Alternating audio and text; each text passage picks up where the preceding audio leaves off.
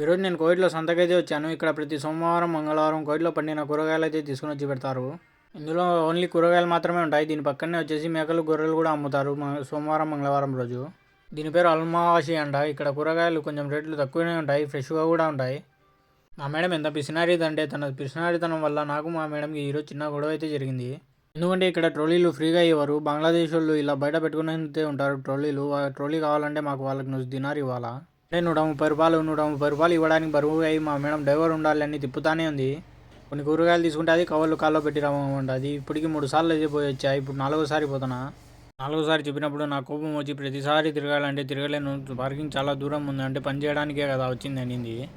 ఆ మాటకు నేను అయితే నా టికెట్ నాకు ఇచ్చాను, నేను చేయలేనులే పని, వెళ్ళిపోతా అన్నా. ఏమలేదు, సైలెంట్ అయిపోయింది. చూడండి అక్కడ నుంచి పార్కింగ్ ఎంత దూరం ఉందో. ప్రతిసారి తిరగాలంటే ఎవడు చేస్తాడు.